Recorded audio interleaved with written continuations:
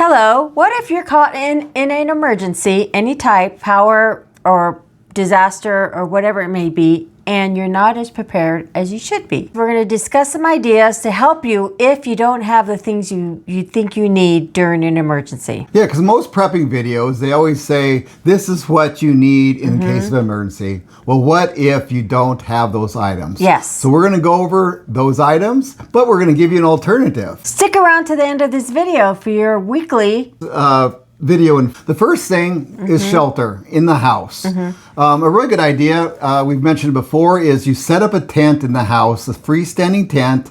That way you can hold the heat inside that. You know, and you get as many people as you possibly can to do this. Well, if you don't have that, you want to stay in your bed because your bed's warm. Yes. You also, it's really good to pile up as many blankets as you can on that bed, you know, anything you have, and even wear a jacket when you're in the bed. Another thing you can do is if you have a lot of people, you can actually rotate. So there's always somebody in the bed. You can rotate and have people, you know, take turns. That way the bed never has a chance to cool off. You know, that's something, and also put, you know, couch cushions or whatever you need there. And then also with the warmth, they also sleeping bags, and that's the same thing. If you don't have sleeping bags, you know, just get in that bed, cover it up with blankets, whatever you have. And if you do have a sleeping bag, sometimes it's good to get your sleeping bag and put it inside the bed. Use whatever you have. You could even use towels as a blanket. Yeah, exactly. Yeah, whatever you have, just to stay warm. Yep. The next one is cooking. You know, you're always supposed to have your big supply, you know, months long or whatever. What you really want is you want food that you don't have to add water, especially if you don't have water, you know, canned food and things like that. Well, if you don't, first thing you want to do is do an inventory. Have somebody quickly open up the fridge, and because if you don't have all your emergency, you know, storage, just open the fridge real quick. Have somebody jot down what you have, and don't forget the condiments and the ketchup and all that because they have calories. So add that.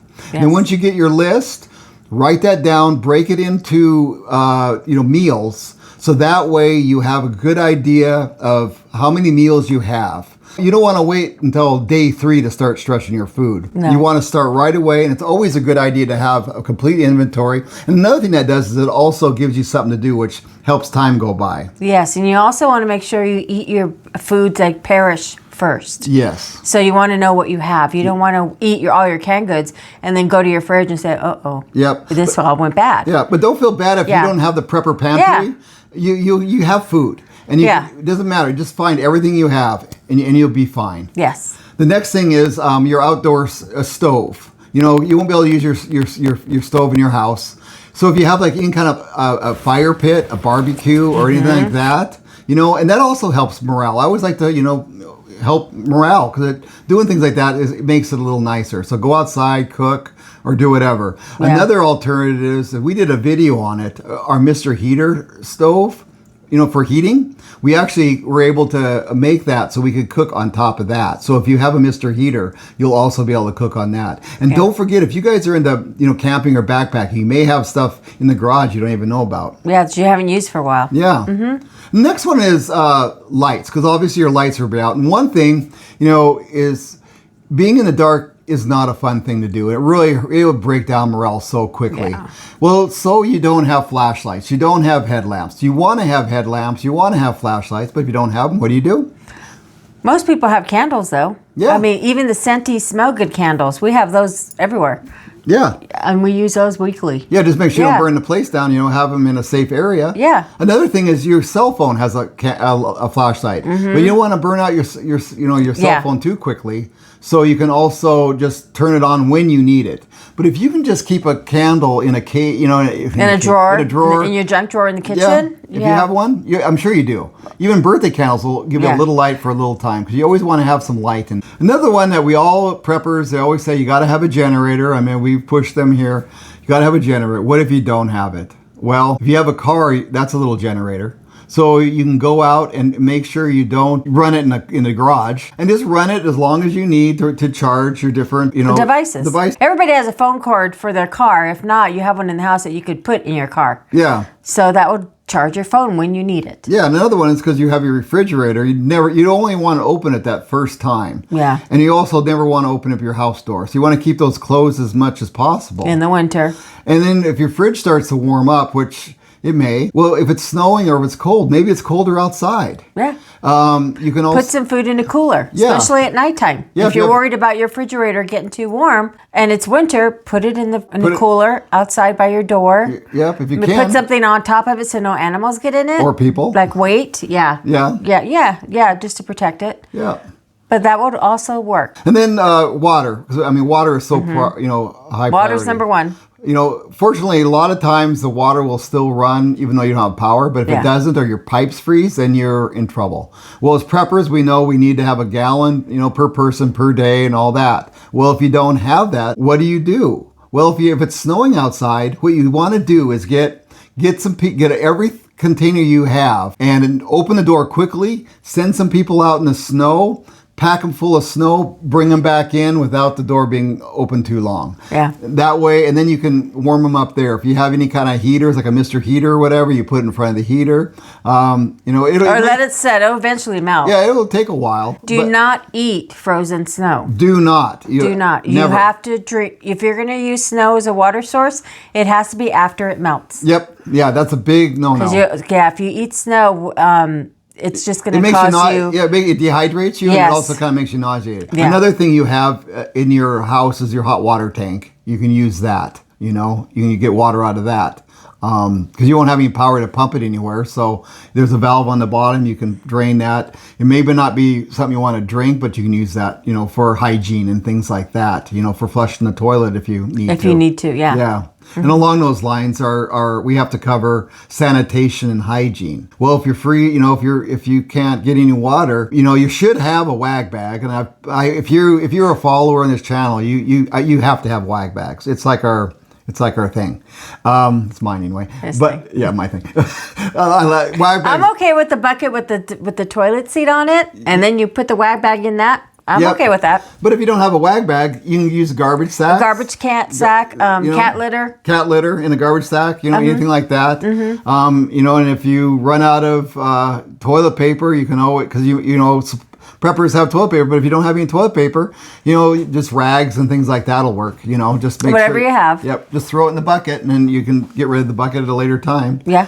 And if you don't have a bucket, you can still do it. I actually did a video on how to use a wag bag, and that method would actually work with a garbage sack also. Mm-hmm. The next one is the heat, and actually safety with the heat. We have the Mr. Buddy heaters, and they work really good. They do. Amazing. We actually did a video on those, and I was sitting and had the heater going. It was like cooking me out. But it's also, like we mentioned before, you can even cook on it. Yeah. But if you don't have that, what do?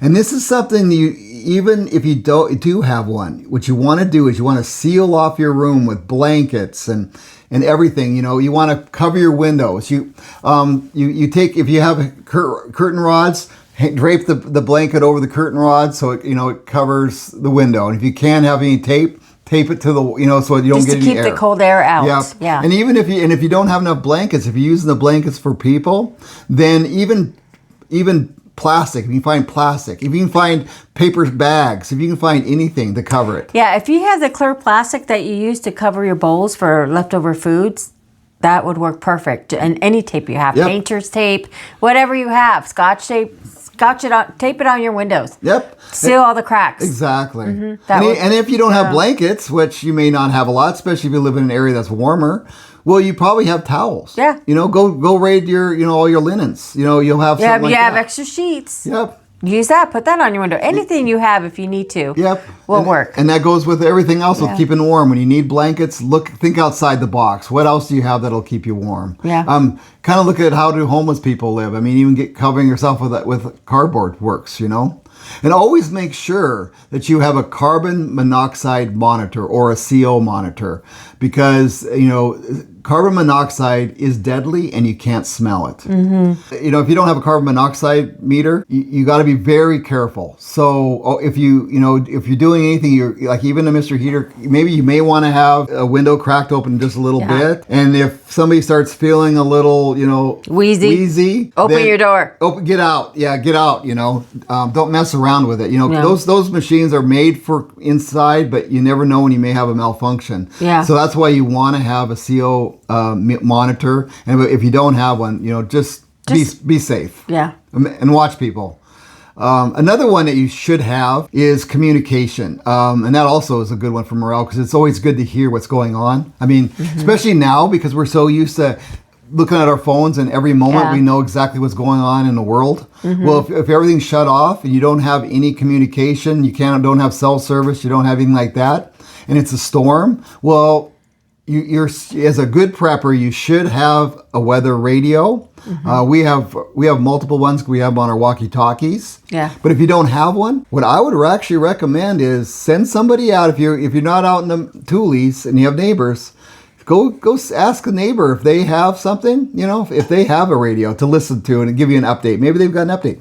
Another thing you can do is go in your car when you're charging your phone and turn on the radio. Yeah.